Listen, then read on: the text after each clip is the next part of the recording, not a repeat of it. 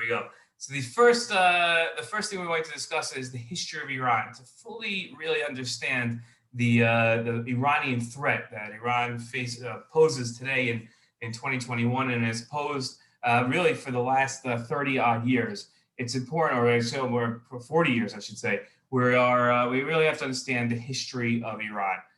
Pre-1979, Iran was you could look at it depending on who you ask, a monarchy, a dictatorship, tyrannical rule, but most of all, a friend of the West. Iran was friendly to the West and actually had very good relationships with the United States and with Israel, which is how they got to the idea of a nuclear program in the first place, because Iran had approached the United States for help in building a nuclear energy program. They wanted to move away from oil, and oddly enough, considering the fact that they're an oil-rich nation, but they wanted to move towards nuclear energy, which is perfectly fine. No one has any problem with Iran possessing nuclear energy, especially pre-1979, as long as they kept to the conditions of ensuring that it would only be used for energy purposes, not for a weapons purpose or a military purpose. So that was pre-1979. The United States helped Iran.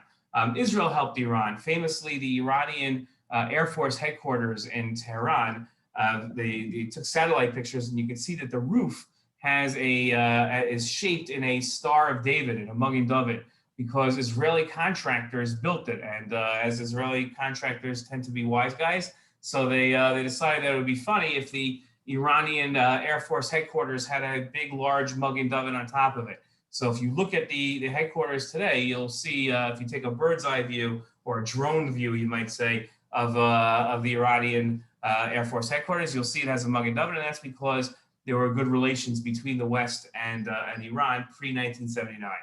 In 1979, the Iranians had a revolution, and the Ayatollah and fundamentalists came to power. They overthrew the Shah. Shah is Persian for king. They overthrew the Shah, and that became the new powers in Iran. They were not, to say the least, friendly towards the West or towards Israel. They immediately declared that America would be the great Satan that had to be destroyed, and Israel was the little Satan that had to be destroyed. So that was the new Iran. And since then, they've cut off ties with the West. The West has cut off ties with them, and we have not had good relationships with Iran since 1979. A lot of people make the mistake that because Iran is a Muslim country, they must be Arab. And that's a big mistake. The Iranians are not Arabs. In fact, they take it as an insult. Not that there's anything wrong with being an Arab, but they have a very rich rich history and culture, and that's Persian. Right? They don't speak Arabic. Their letters are not Arabic. Their alphabet's not Arabic. It's Persian. It's Farsi. And because they're not Arabic, because they're Iranian, so they're Persian and they come from the Persian Empire, it's a mistake to confuse them with Arabs. So just like you have Jews that come from many different lands, you have Muslims that come from many different lands, and Iranians are very proud of their Persian heritage, and they don't see themselves as really having anything to do with the rest of the Arab world. They don't see a kinship between them and the Arabs. It's mostly Western people who don't recognize and don't understand the richness of Persian history, and don't understand how it differentiates very much so from other Arab countries, that they confuse Iran as an Arab country. Post 1979, the revolution, Iran becomes fundamentalist. They become very. There's no freedom within Iran. There's no freedom of anything, of the press, of travel, or anything. Women must be completely covered when they go out in public. There really isn't any sense of democracy. There's no democracy. They have elections, but only government approved people can run in those elections, and obviously the people running in the elections are running against the people in the government. So it's not really a democracy when you can't. You can't, and only the people that they want to run against them can run.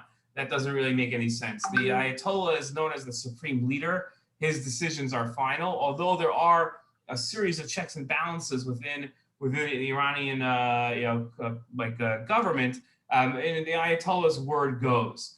There's a president in Iran. But the president is really a more of like an executive director whose job it is to carry out the wishes of the supreme leader, the Ayatollah, and his Supreme Council. But if you would try to make a flow chart of the Iranian government and how it works with the checks and balances, it's almost impossible to understand. No one really understands it. But the Islamic fundamentalists and the revolution have caused Iran to be completely shut off from the West, and the West, most of the West sees Iran as an enemy. Iran poses existential and non-existential threats to the rest of to many different places in the world. They are trying to create a caliphate of Islam throughout most of the Middle East, and unfortunately, they are somewhat successful in improving their influences throughout the world. They do at times have a lot of money to be able to pass around because of their oil sales. They do have tremendous oil. At times, the world sanctions them, and they're not allowed to sell it on the open market. But when they can, they are a rich and a wealthy country, and that allows them to threaten other places and other countries. And they're not above that. That they see as a perfectly acceptable way of acting towards the rest of the world. We'll get into, hopefully, Blineder will get into as we go on in this presentation. We'll get into the existential and non-existential threats that Iran does pose to the rest of the world. Okay, so that ends the first part of this presentation of the history of Iran.